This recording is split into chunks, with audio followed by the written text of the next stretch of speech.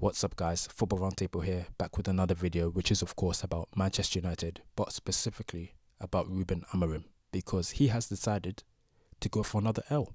Brentford beat Manchester United by 3-1. Igor Thiago scoring 2 goals, Matthias Jensen getting that third winning goal.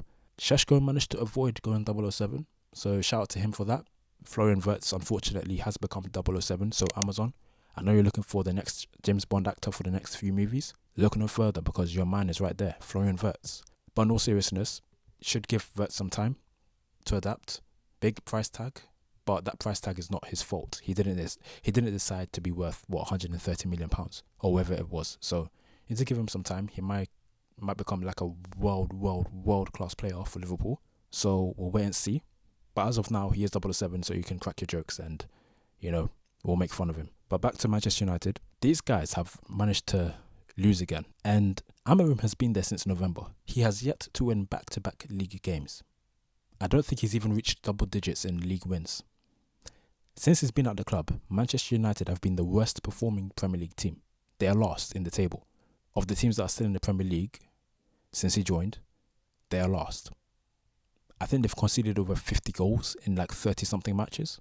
Negative goal difference, only about 30 something points since he's been there. Like, this is crazy. This is Manchester United. Now again, it's not peak Manchester United, obviously, but it is Manchester United. Like, this is insane. It's absolutely insane. You've got this guy playing Bruno as a central midfielder alongside Ugarte. What kind of thinking goes behind that? Mainu's not getting any game time. He's being told Fernandes is his main competitor for that position, and obviously Bruno barely gets substituted. He always starts. So what chance does he have? Bruno should be a number 10, not a central midfielder. He's not going to help you control matches. If you're trying to control a match, you do not play Manuel Ugarte and Bruno Fernandes. You don't do that. You're playing Maguire in defence instead of Euro. You've got Luke Shaw who's still there. He was a bit mid today, but he's been there for 10 years. He's scammed 10 years at Manchester United. De Ligt he's been alright. Bayende is not good enough, as we all know. Lomans is on the bench. I don't know if there's a sort of easing in period that they're trying to do with him or something, but he needs to start games. You signed him for a reason. Šeško isn't getting service.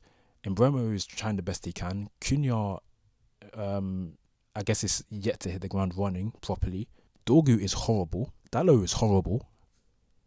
So you're playing a wing-back system, and the wing-backs aren't even good enough. Now, you know how insane that is? You're relying on your wing-backs to really be the sort of creators, and they're not doing the job. Let me look at the stats for you guys real quick. United had more shots, but Brentford had more shots on target. United had more of the ball, 104 more passes than Brentford managed to do. But the ultimate stat to look at is the scoreline. And United, when they get the ball, when the players get the ball, they're not proactive, they're not aggressive. They just hold the ball and then allow the opposition to just, reset, get into their positions. You would have a centre-back there, let's say Maguire. He's just dilly-dallying on the ball, waiting for something, I don't know what, instead of trying to find a pass. Like, the system is... Amorim has loads of time on the training pitch to get these issues sorted out, and they're not doing it. It's not translating onto the pitch. They got knocked out by Grimsby. They have no Europa League, no Conference League, no Champions League, no Europe at all. FA Cup doesn't start until January, I think. So they've got all week to sort out a tactical plan to work on things, and nothing's working. Like, what's going on? Like, what is actually going on? If you're a United fan, let me know your thoughts about what's going wrong. Do you think he's lost the dressing room? Because how long do we have left until he's lost the dressing room? Let's look at the league table. So the league table says Brentford in 13th, United in 14th, both level on points. But look at United's goal difference, -4. Look at the form. A draw, win, loss, win, loss. It's absolutely incredible. They've only scored 3 goals, if I'm looking at this correctly. Oh no, that's losses. Let me go one column along. So they've scored 7 goals and conceded 11. They haven't kept a clean sheet this season in the league, or at all even. And this is the same guy that's saying, oh, the Pope will never get me to change my system. Not even the Pope can get me to change. That's the sign of a madman. Isn't the definition of insanity doing the same thing over and over again, expecting a different outcome? Isn't that pretty much the definition of insanity. And this guy is openly being stubborn and saying, no, we're going to do this. We're going to keep playing like this. It's not working. It might work against Braga, Casapia, Vicente, whoever is Portugal FC, whoever. It may work in Portugal, but it's not working in the Premier League.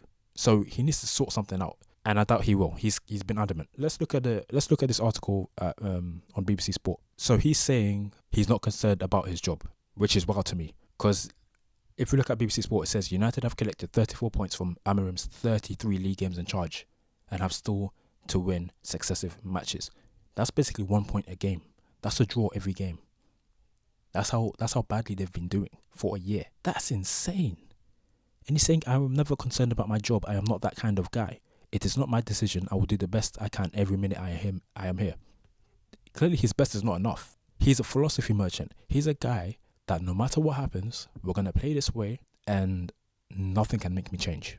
There's something called evolution. There is something called evolution. We all know this if you went to school. You have to adapt to survive. If you do not adapt, you're going to die. Simple as. You have to adapt to the environment around you. Amarim has to adapt to the players he has. You clearly cannot play your system or the way you want to play with these players yet. Maybe it will take another transfer window or two for you to even be able to try to do it. But clearly it's not working with the players you have now. So either one of two things has to happen. He gets sacked or he changes. And clearly option number 2 is not going to happen. So he has to be sacked, in my opinion. If you're a United fan, you have to hope that this guy gets sacked, because nothing's changing. Like, there's no progress. There's no progress whatsoever. He has to change. Or the manager has to change, should I say. Because there's no progress. And it won't be long until he loses the dressing room. Rival fans, obviously, you're going to be happy. United lost again. Amarim, you hope Amarim stays for a while longer. But in any other job, this guy's gone. And he would have been gone a long time ago. These guys are backing him. Like, they backed Ten Hag after he won, just because he won the FA Cup. They spent how much money on those players and then sack him after 6-7 matches to bring in this guy who's a philosophy merchant and has done worse. So let me know your thoughts about this. Is it time to sack Ruben Amorim? Because Potter got sacked earlier today. I think Amorim is next on the chopping block and he should be gone, in my opinion. You have to get someone in. Maybe Oli can do something with these guys. Get them scoring properly again, being a threat on the counter-attack. Imagine a counter-attack with Šeško, with Mbeumo, Ahmad, Bruno in the number 10 again, Cunha. Like, can you imagine? United would be a threat, in my opinion, with a sort of counter-attacking strategy, counter-attacking tactic. So, yeah, not good for United. If you're a United fan, let me know your thoughts about today's match, because you guys were dull. There's no emphasis on attacking, really. Like, you guys are slowing the ball. Bruno missing another penalty. In my opinion, you get him off penalties, because that's 2 penalties he's missed. That's cost you points. If he scores that penalty, the momentum changes. United probably end the match on top, or you get at least a draw. Instead, he misses, and then again, heads drop, gives Brentford a new lease of life, and then obviously they got that 3rd goal against Fulham. Score that penalty, you win the match. Let me know your thoughts. Who needs to go? Who needs to stay? Is it time for Amorim to go finally? Do you think that if Amorim doesn't get sacked, do you think he will actually change the system? Or do you think, no, he's sticking with it and he will have to go because he's not going to change and it's not going to improve? Because, look, United could end up in a relegation battle for real this season if he's not sacked. If he gets the whole season somehow, United will be in a relegation battle for sure. He still hasn't won successive matches. You know how insane that is? He's been there for a year, almost a year, and he hasn't won successive matches. Insane. Let me know your thoughts about the match. Let me know your thoughts about Manchester United. Again, shout out to Brentford, Keith Andrews for getting the dub. They're now level on points with United. Better goal difference than United. Sunderland beat Nottingham Forest this evening, so they're in the top 4, last time I checked. So they're above United. Bournemouth above United. Crystal Palace above United. And shout out to Crystal Palace and Oliver Glasner. Still the only team to have not lost a match in the league this season. Won the Community Shield, won the FA Cup last season. They're in Europe in the Conference League this season. So shout out to Oliver Glasner and how he's sort of transformed Crystal Palace. And once again, shout out to Keith Andrews. Shout out to Brentford. But Ruben Amorim, it's almost time to say ciao, in my opinion. It's a matter of time before you'll need to go. So let me know your thoughts, guys. Please like, share, comment, and subscribe. Thank you for watching. See you in the next video.